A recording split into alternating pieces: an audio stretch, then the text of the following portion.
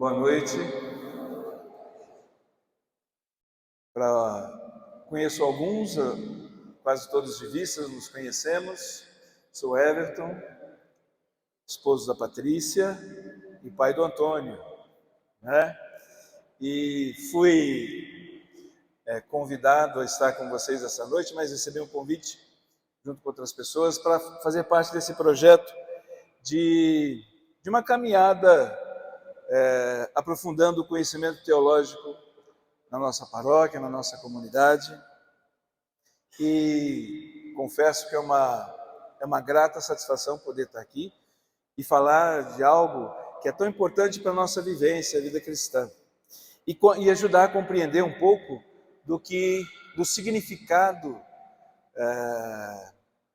desse mistério que vai se manifestando na história da humanidade, esse mistério da presença de Deus no meio do seu povo, no meio da sua igreja, e fazendo da sua igreja, que somos nós, suas testemunhas, continuadores da sua missão. E a gente se pergunta, eu lembro, quando comecei a estudar teologia, a gente fica fascinado, né? Lembro das primeiras aulas, conversando lá com o Wellington, a gente vendo as descobertas, esclarecendo as coisas. Isso fascina muito a gente. Isso mexe muito conosco, mexe com o intelecto, dá uma vontade de conhecer mais. E é um mundo novo que se descortina. E fala, puxa vida, como isso ficou tão distante de mim durante tanto tempo, tão escondido, como eu fiquei longe desse conhecimento, dessas informações. E aqui é que está. O estudo da teologia, e é importante a gente ter isso sempre em mente, é de fundamental importância para a vida da igreja, para uma compreensão profunda da vida da igreja e da missão da igreja. Se o estudo da teologia ficar, o conhecimento e a informação ficar reduzida somente dessa parte daqui para cima, vai produzir pouco ou nenhum resultado, né? E o grande desafio de uma escola teológica, ou uma escola de teologia, ou uma reunião de irmãos, um encontro de irmãos para partilhar a palavra, e isso que a gente está fazendo aqui nessa noite, porque não há quem saiba mais ou menos, né? Só há quem descobriu algumas coisas antes e outras pessoas que descobriram depois, né? Em algum momento na vida, nós fizemos parte dos dois grupos. Alguns descobrimos antes que outros, ou descobrimos depois que outros. O importante é que não fique conosco, porque essa é a finalidade. Sair daqui, do intelecto, da razão, chegar aqui no coração e se traduzir em comprometimento, em atitude, em testemunho. E é isso que a gente vai refletir um pouco hoje. O Dr. Rafael não está presente, mas me lançou esse desafio de preparar essa pequena introdução aqui da carta aos Efésios, e confesso que estou muito feliz porque gosto muito da Escritura, mas a parte da Escritura que mais fascina é o Novo Testamento, porque fala justamente da vida da igreja. É a igreja acontecendo, é a igreja começando a viver aquilo que ela descobriu, né? O que foi o impacto do encontro com o mistério da presença de Deus no meio, literalmente no meio dela, né? Da experiência de homens e mulheres que foram vivenciando esse encontro com Jesus. E antes de começar aqui no conteúdo da carta aos Efésios, dá um pouquinho do contexto, esse contexto da vivência da igreja, da vida da igreja, porque o que importa para nós hoje, muito mais, e não é desmerecendo o conhecimento nem a informação, mas muito mais do que aquilo que aconteceu, como aconteceu, por que aconteceu, em que contexto, em que circunstância, em que língua, se era aquela palavra, por que não essa, qual era a intenção de quem escreveu, se quem escreveu não foi quem escreveu. Isso não é o mais importante. É importante para a compreensão, mas o mais importante é como isso nos toca. como isso nos alcança e o que produz em nós. Isso é mais importante, porque é a vida da igreja.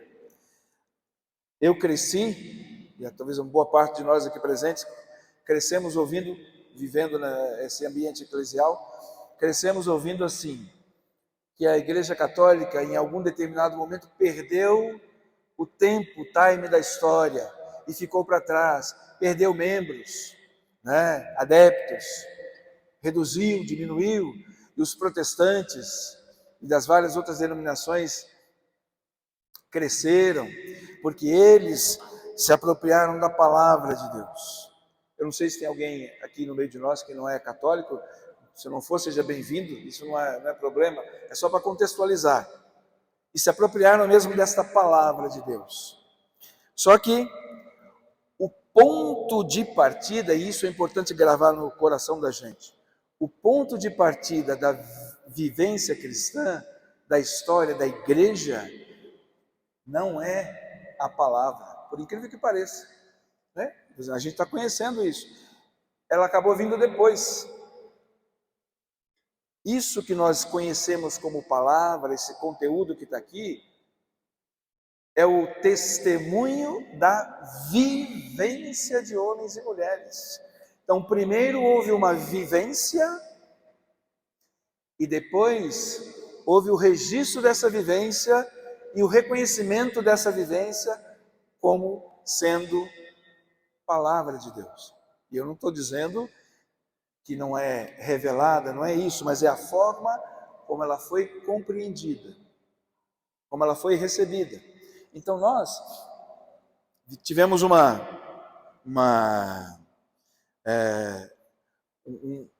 pecha, uma marca, e até uma visão meio preconceituosa com relação a nós católicos, que nós nos éramos muito afeitos à palavra de Deus, a ler a Bíblia, né?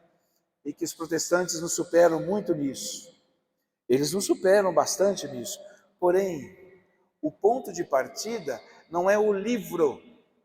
O livro, ele é fundamental, mas o ponto de partida é a vivência, e é isso que a gente vai percebendo no estudo da teologia. Isso que a gente vai gravar no coração, nessa caminhada que começa com essas pinceladas nesse ano, e no ano que vem de maneira mais profunda, mais organizada, a gente vai ficar sabendo, né? E nós vamos adiante com isso, ok? Dado esse contexto, nós vamos trabalhar então um pouco a carta aos Efésios, que é, acima de tudo, um tesouro da teologia católica. Estou na frente de vocês aqui? Muito na frente? Isso, por favor. Um tesouro da teologia católica. É um tesouro porque traz um testemunho importante de alguém que viveu intensamente a descoberta, o encontro com o mistério. Ela é escrita, atribuída a Paulo, provavelmente por volta do ano 60 depois de Cristo, para a comunidade cristã de Éfeso. Éfeso é uma cidade importante, um grande centro da época, uma grande concentração populacional de indivíduos de vários lugares. A gente tem que ter bem esse contexto na cabeça. Indivíduos de vários lugares. E por isso se torna um dos escritos mais importantes do Novo Testamento. Paulo vai dirigir-se pessoalmente nos textos à comunidade de Éfeso, porque Paulo, ele se sente responsável. Mais um aspecto, uma característica. Paulo se sente responsável por aquilo que ele anunciou. Ele não tinha um livro, um ponto de partida. A gente consulta hoje dicionário bíblico teológico, dicionário histórico teológico, dicionário bíblico do Novo Testamento, do Antigo Testamento, os documentos históricos que nos colocam no texto, dentro do contexto do tempo, do contexto do texto, o que o texto diz, o estilo literário, todas essas coisas estão dentro do estudo da teologia. Mas nada supera o testemunho. Nada supera o testemunho. E é isso que Paulo vai deixar registrado aqui na carta aos Efésios. Ela tem uma estrutura básica, em primeiro lugar, né? Porque é um tratado teológico que explora uma série de temas importantes da nossa teologia católica. A graça, a salvação, a igreja e a vida cristã. 4 aspectos que se desdobram, mas 4 aspectos fundamentais dentro desse texto, desses 6 capítulos, é uma estrutura de 6 capítulos, fácil de ler, simples de ler, e de uma linguagem muito direta que Paulo utiliza para falar com aquela comunidade, abordando situações que nós vamos ver aqui à frente, mas tratando principalmente desses temas aqui, ó. Muito mais do que estabelecer preceitos e regras e normas de comportamento, Paulo chama a atenção para isso aqui, ó, a graça que a gente recebe de graça como dom, a salvação que nos é oferecida em Jesus Cristo, a igreja como resultado de quem acolhe o anúncio da salvação e da graça, e o testemunho que a igreja é chamada a dar na sua vida cristã, na vivência cristã. Essa é a estrutura básica da carta aos Efésios. A graça, e aqui nós vamos encontrar uma referência, um dos textos para a gente ter uma ideia, aqui no capítulo 2, versículos 8 e 9, ficou um pouquinho desconfigurado aqui, vocês perdoem, tá, gente? A salvação é um dom de Deus que é recebido pela fé em Jesus Cristo. É um dom, é um presente que nos é dado, porém, ele é recebido pela fé. Se não houver a fé, a gente não toma posse do presente. Se não houver a vivência, o dom não produz os efeitos que ele tem que produzir. A graça fica impedida pela nossa natureza. Paulo vai dizer isso. Ele vai esclarecer para a comunidade de Éfeso, e eu vou fazer um parêntese aqui, alguns historiadores e teólogos que dizem que a carta aos Efésios e a carta aos Colossenses, elas têm uma semelhança muito grande no seu conteúdo e são direcionadas para grupos semelhantes. A cidade de Colossa e também para a cidade de Éfeso. Cristãos em 2 lugares. Porém, lá em Colossa não foi Paulo que evangelizou. Lá não foi ele que esteve presente. E alguns teólogos, estudiosos, isso é um parêntese, tá, gente? Não afirmam ou supõem ou levantam uma hipótese de não ter sido escrita totalmente por Paulo a carta, mas por alguém discípulo de Paulo. E Paulo vai escrever aqui a carta aos Efésios numa situação de prisão, ele está preso. Tanto que ele vai afirmar, eu, Paulo, prisioneiro que sou, pela graça de Deus, fui chamado a ser apóstolo, fui chamado a ser testemunha, mesmo prisioneiro. Tamanha era a sua convicção.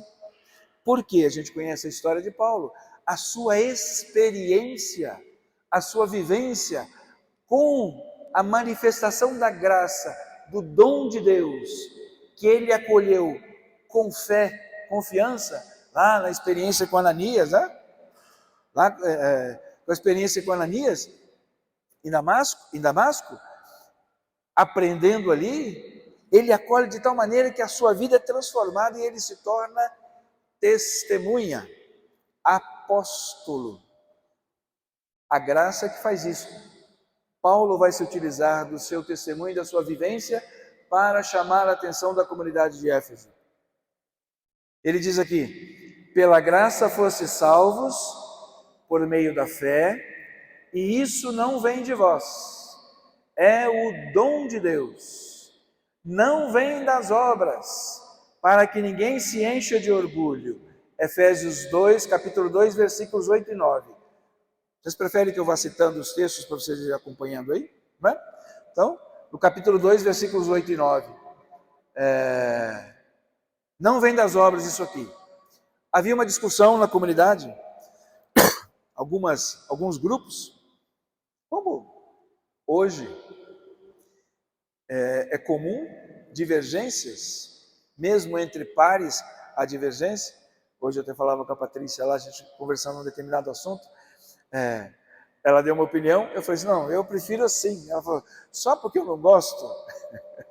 E eu falei que ia contar. Falei, só porque eu não gosto? Eu falei, não, é porque nós somos diferentes, né?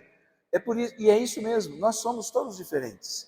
E é comum que hajam divergências, é comum que haja dúvidas. E Deus pensou nisso, levou isso em consideração, tanto que Ele não espera a iniciativa vindo de nós, Ele espera que nós acolhamos pela fé em Jesus Cristo o dom da salvação.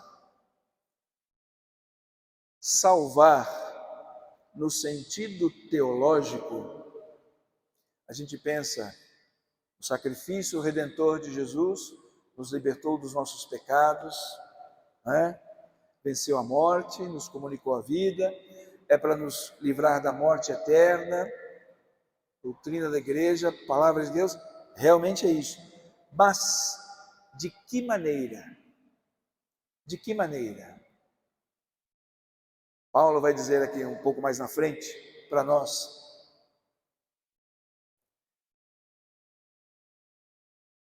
Ainda sobre a salvação. É uma obra de Deus que nos reconcilia com Ele através da morte e ressurreição de Jesus Cristo. Reconciliar, trazer para perto. Trazer para perto. O que Deus faz? Desce, Cordeiro de Deus, descido dos céus, vem para perto, para ficar perto. E é isso que salva. Quando a gente tem a experiência de encontro, de proximidade, estamos tomando posse da salvação. Porque conhecer é mais do que saber informações. Conhecer é relacionar-se. Reconciliar reconciliar, a palavra não é de origem hebraica, não é? Mas do nosso latim, o reconciliar, esse trazer para perto, trazer para o convívio novamente, trazer para o aconchego novamente, quase que para debaixo do braço, das asas, trazer para debaixo das asas para guardar, proteger, para garantir que não saia mais daqui, que nada mais alcance. Por quê? O que Jesus vem fazer é reconciliar com Ele, através da sua morte e ressurreição, toda criatura, a criação, que se afastou lá no Gênesis e ficou perdida, vagando por aí, né? Foi batendo cabeça para cá, para lá, precisando dos profetas, dos juízes, tentando interpretar o que Deus queria através dos sinais da natureza, até esse encontro aqui, ó, o encontro revelador, salvífico, que produz o conhecimento, a intimidade. Conhecer, no sentido bíblico-teológico, é ter intimidade. E Paulo vai testemunhar isso. Pela fé em Jesus Cristo, ele adquire uma intimidade com Cristo, uma intimidade com Deus, se apropria da salvação. Ele, no capítulo 2, versículo 14, Ele é a nossa paz. De ambos os povos fez um só, tendo derrubado o muro da separação e suprimido em sua carne a inimizade, a distância. O amigo é aquele que está perto, o inimigo está distante, né? A inimizade. A lei dos mandamentos expressa em preceitos a fim de criar em si mesmo um só homem novo, estabelecendo a paz e de reconciliar a ambos com Deus em um só corpo, por meio da cruz, na qual ele matou a inimizade. Versículo 14 a 16 do capítulo 2. Então, a salvação é um ato de amor de Deus que nos perdoa dos pecados e nos torna filhos de Deus por causa da aceitação, do acolhimento, da iniciativa de Deus em nos querer perto dele. E até mais, não é? Em querer ser um conosco. Não tem na história da humanidade, na história das religiões, e olha que a Igreja Católica estuda não só a sua tradição, a história católica, mas todas as religiões, não tem um só relato de manifestação de qualquer divindade que seja, porque isso é uma expressão cultural de vários dos povos, em que diga que este ou qualquer Deus que tenha se apresentado a determinado povo, que tenha dito que quisesse ser um com esse povo. Só o cristianismo tem isso. Só o cristianismo tem essa relação aqui de reconciliação e de intimidade. Então, para a gente entender, é mais do que perdoar os pecados que a gente comete. Porque perdoar os pecados que a gente comete, fazendo um outro parêntese, não é difícil para Deus. Para Deus não é difícil nos perdoar, porque Ele é Deus. Ele tudo pode, Ele tudo faz, Ele tudo realiza. Mas a grande ação da divindade, a grande ação divina, é nos tornar capazes de sermos um com Ele, de nos tornar morada dEle, pelos sentidos, né? Pelo ouvido, pela escuta da palavra, pelos olhos que testemunham a ação, pela boca quando nós comemos e bebemos do seu corpo e do seu sangue. E Ele habita em nós. Esse é o grande mistério. Na história da humanidade não tem nenhuma revelação que se compara com a revelação cristã. E para nós, católicos, e a grande maioria, vou dizer que a grande maioria dos cristãos, quase na sua totalidade, não compreendem esse mistério. Às vezes nós reduzimos a nossa vivência cristã a um cumprimento de uma série de preceitos. E isso é uma herança judaica. Paulo vai falar isso de um grupo de cristãos que eram judeus, que ficavam disputando, que era preciso cumprir, fazer determinadas obras para ser salvo. Era preciso realizar ter determinados comportamentos para ser salvo. Sim, realmente isso também faz parte, mas não só isso. Isso é consequência. Você ter um comportamento diferente, um convívio diferente, um relacionamento diferente, ser testemunha de Jesus Cristo, é consequência deste encontro. E Paulo vai dizer isso. E isso é de fundamental importância para a vida da igreja. Vamos caminhar. A igreja é o corpo de Cristo. Então, a graça, a salvação, a igreja é o corpo de Cristo. E que todos os cristãos são membros desse corpo. Olha o ser um com, não é? No capítulo 1, versículo 22 e 23. Tudo ele pôs debaixo dos seus pés, sob. Algumas traduções falam debaixo dos pés, para mostrar a grandeza da divindade, soberano, né? Mas sob os seus pés, sob o seu controle, sob a sua divindade. E o pôs acima de tudo, como cabeça da igreja, Cristo, não é? Cabeça da igreja, que é seu corpo, a plenitude daquele que plenifica tudo em tudo. Claro que aqui tem não vamos entrar no mérito da questão, um jogo de palavras. Paulo é um profundo conhecedor de filosofia, é um profundo conhecedor do grego. O grego é a sua língua, ele dominava muito bem o grego. Ele usa um jogo de palavras aqui para falar com estes cidadãos da cidade de Éfeso. Olha só o que Paulo está descobrindo, que ele, na sua vivência, ele é de origem grega, né? Ele é de Tarso, Saulo de Tarso, cidade de Tarso, uma cidade de origem grega.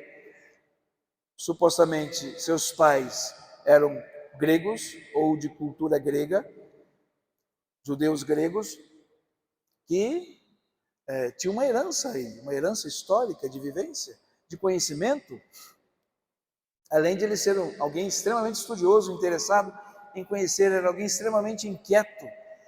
E ele fala que isto é a plenitude daquele que planifica tudo em tudo. Não tem mais o que procurar, não tem mais nenhum questionamento, não tem mais nenhuma elucubração filosófica. O encontro com Cristo, né?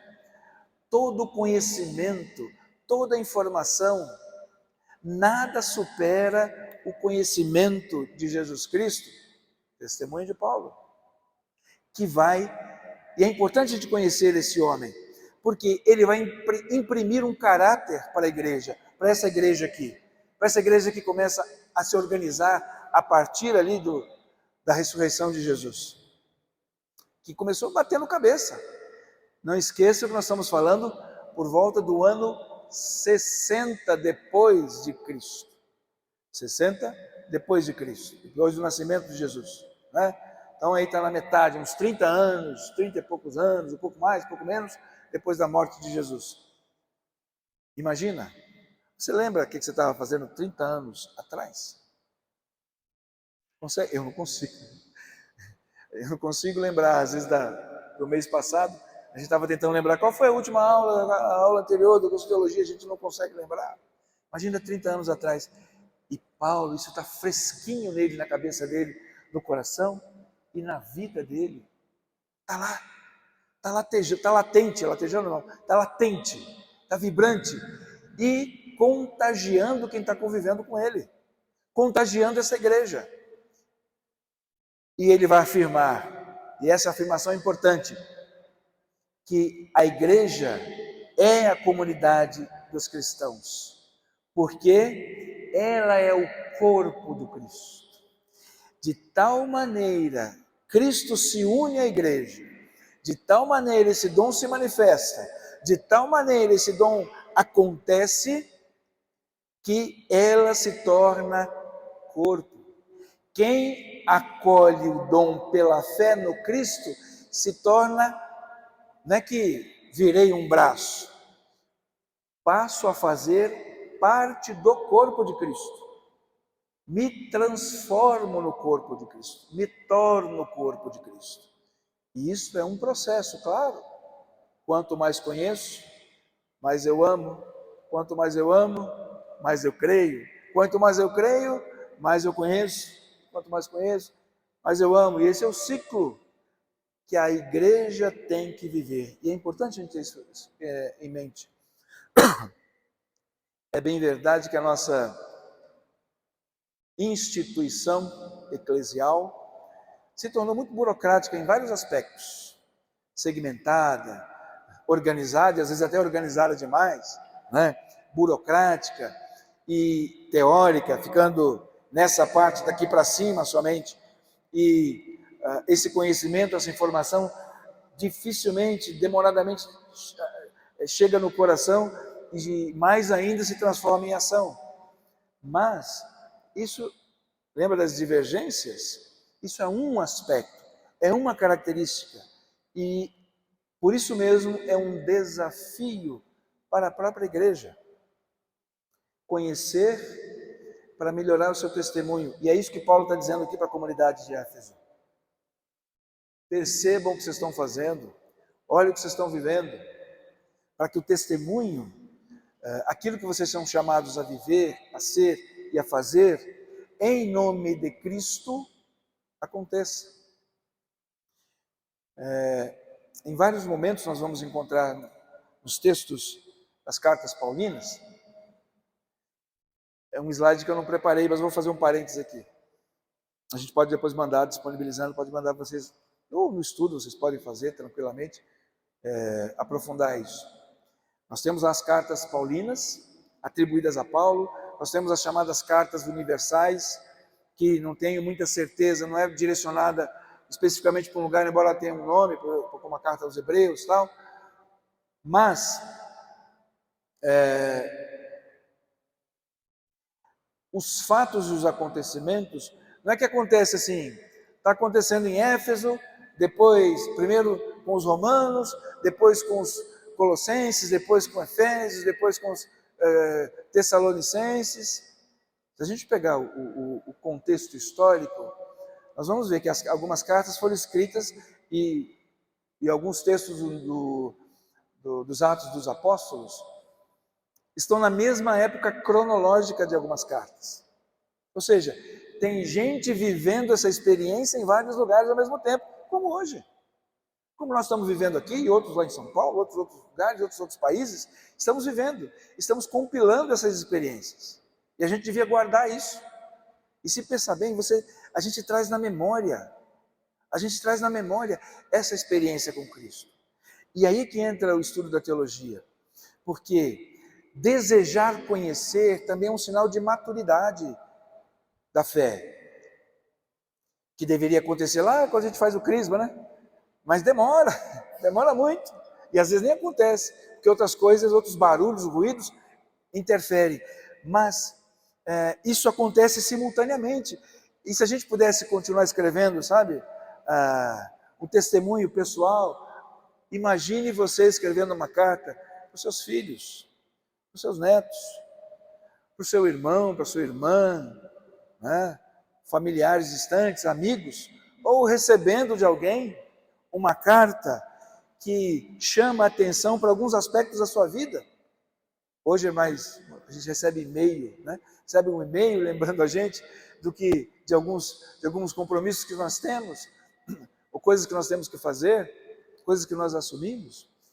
A experiência daquele povo, a experiência paulina, a experiência do povo da comunidade de Éfeso, foi mais ou menos assim. E era necessário viver isso. Era necessário que a igreja vivenciasse desta maneira. Puxa vida, por que eles não perceberam que era Paulo que estava falando com eles? Eles não sabiam que era o Paulo que nós conhecemos hoje? Vieram a conhecer depois. Muitos desses, em primeiro lugar, logo após a conversão dele, queriam mesmo que ele fosse morto. Queriam matá-lo, para vingar aquilo que ele queria fazer. Cá entre nós, em alguns momentos, talvez ele até merecesse, porque ele era meio intransigente em algumas coisas, né? Correu um grande risco. Mas o encontro com Jesus Cristo e a sua verdade fez com que a percepção e o entendimento aprofundassem essa compreensão, e ele vai assumindo o seu lugar. E mesmo na prisão, ele não vai se furtar à sua missão e ao seu testemunho. Ele vai afirmar: eu, prisioneiro que eu sou, estou preso aqui, eu sou prisioneiro, mas eu estou escrevendo para vocês, porque fui eu que transmiti a vocês a verdade da salvação.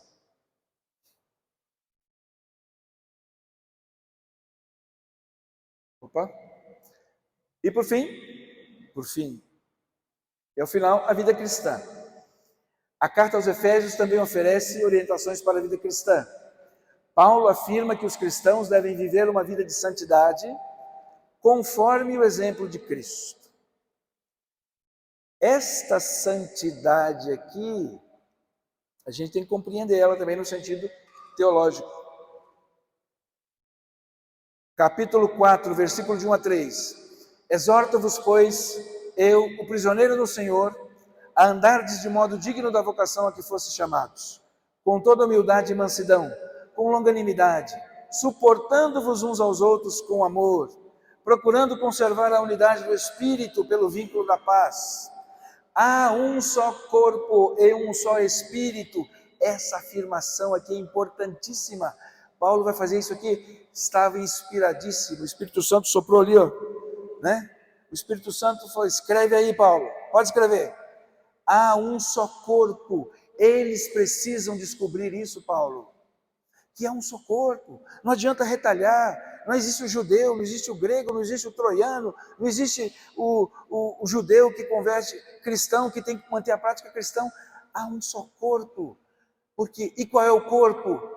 De Cristo, que é quem é a igreja, é a comunidade de quem crê no Cristo, vivo e ressuscitado no meio dela. Isso aqui vai ser fundamental para nós estarmos aqui hoje. Se não fosse essa afirmação, não aconteceria o que nós estamos aqui hoje, desta maneira, não é? Assim como é uma só esperança da vocação, do chamado, né, que fosse chamados, há um só Senhor, uma só fé, um só batismo, há um só Deus e Pai de todos, que é sobre todos, por meio de todos e em todos. Este é o modelo da santidade que Paulo fala. Claro que tem alguns aspectos comportamentais, claro que ele vai falar do comportamento, vai citar como é que vocês celebram as reuniões de vocês, como é que é o relacionamento de marido e mulher, como é que as mulheres se comportam dentro do contexto da época, como os homens tratam suas esposas, como vocês educam seus filhos, tudo isso. A igreja vai falar. Isso faz parte do chamado à santidade, conforme o exemplo de Cristo. A vida do Cristo, o testemunho do Cristo, homem, Deus feito homem habitando no meio de nós.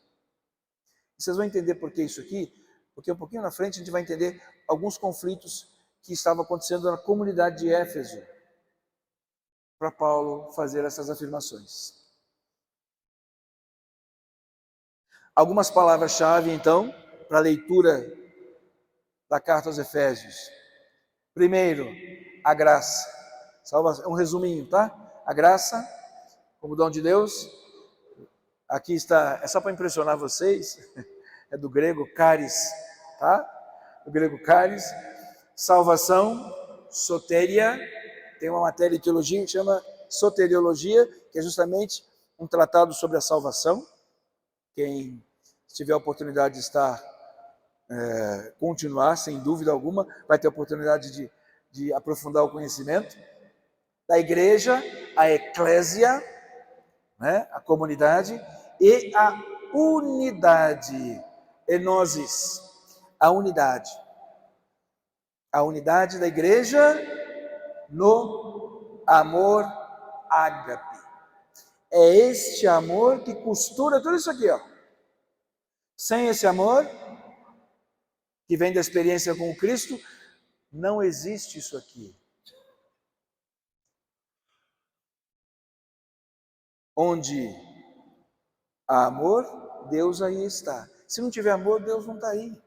Pode ter muita organização, pode ter muita informação, pode ter muito conhecimento, conteúdo, mas não tem Deus. Fazer teologia sem amadurecer, e não é crítica, é só outro parêntese, sem amadurecer nessa experiência da intimidade com o Senhor, não dá. Abre para mim, por favor, meu assistente. Então, sem essa experiência, não dá certo. É preciso crescer nisso. Sabe por quê? Senão não vai ter testemunho. Obrigado, filho. Senão não tem testemunho. E sem testemunho, não tem cumprimento da missão. E a missão da igreja é a missão apostólica, de anunciar o mistério vivo no meio de nós, testemunhar o mistério no meio de nós. Acho que eu voltei, né? Aqui tem uma estrutura detalhada da carta aos Efésios. Do capítulo 1, versículo 1 até o 2:10 tem a saudação e louvor a Deus. Do capítulo 2, versículo 11 até o 22, vai falar da reconciliação dos judeus e gentios em Cristo. Todos são dignos dessa reconciliação, porque o Cristo atrai a si toda criatura, todo homem, toda mulher que acolher o dom do Cristo pela fé, o dom da presença, o dom da sua vida. É o Cristo que se oferece, né? Nós celebramos isso na Eucaristia, é o Cristo que se dá, né? Eis o meu corpo, eis o meu sangue, tomai e comei, tomai e bebei, o Cristo que se dá. E qualquer um que receber e decidir viver sob a proteção, sob as asas, pertence a Cristo. Do capítulo 3, do versículo 1 ao 13, fala da revelação do mistério de Cristo. Do versículo 14 ao 21 do capítulo 3, fala da ação de graças e oração. Ele vai agradecer por vários acontecimentos. Do capítulo 4, do 1 ao 16, ele vai falar da unidade da igreja. Do versículo 17 até o capítulo 5, versículo 20, a vida cristã no amor. Só tem vida cristã se for no amor, senão não tem vida cristã. Do capítulo 5, versículo 21 até o 6, 9, a vida cristã em família. A família é a expressão, ambiente onde se testemunha a presença do Cristo, onde se desenvolve, onde se vivencia, se faz as primeiras experiências do encontro com o Cristo, da fé, porque ali pai e mãe testemunham para os filhos. No capítulo 6, versículo 10 ao 20, fala da armadura do cristão. E no versículo 21 até o 24 do capítulo 6, ele finaliza enviando saudações e bênçãos à comunidade de Éfeso. Nesse contexto histórico em que Paulo escreve, é um contexto de perseguição. O Império Romano era hostil ao cristianismo, aos cristãos, e frequentemente eram perseguidos e mortos. Havia uma divisão entre judeus e gentios na igreja. Os judeus acreditavam que a salvação era apenas para os judeus, enquanto os gentios acreditavam que a salvação era para todos. Imagina como é que era essa convivência? Não, nós é que somos os filhos eleitos e os herdeiros. Vocês... E aí os gentios, por sua vez, falam, não, de jeito nenhum. O Paulo fala que é para todo mundo. A salvação é para todos, não tem essa história não. Nós queremos também fazer parte, nós somos da família também. E o judeu falava, de jeito nenhum. O sangue que corre aqui não é o mesmo que corre aí, não é? É a questão da divisão da unidade da igreja. E as heresias. Havia uma série de heresias que estavam se espalhando pela igreja. Essas heresias ameaçavam a integridade da fé cristã, porque atingiam eminentemente a unidade da igreja. Porque se a igreja é o corpo de Cristo, não dá para separar um pedaço do corpo para lá e para cá. Não dá para pegar um pedaço, não. O corpo tem que funcionar junto. E aí daí que vai vir a célebre reflexão. Se o dedão está doente, afeta todo o corpo. Se uma unha, a unha está encravada, inflamou, afeta todo o corpo. Daí essa importância. E é preciso, são coisas simples, mas para aquela época, para aquele momento, dentro desse contexto aqui, era fundamental. Porque esse corpo precisava se articular. Um pouco como hoje.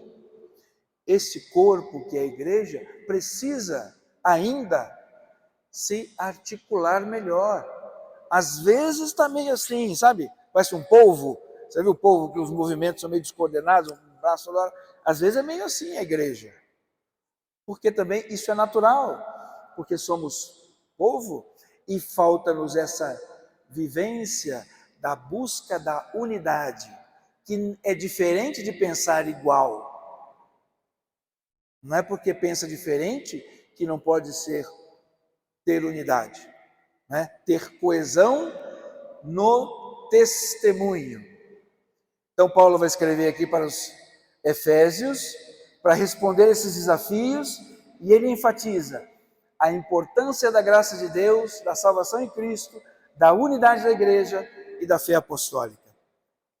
Esta é a identidade daqueles que creem no Cristo, que acolhem Cristo, que recebem o dom de Deus.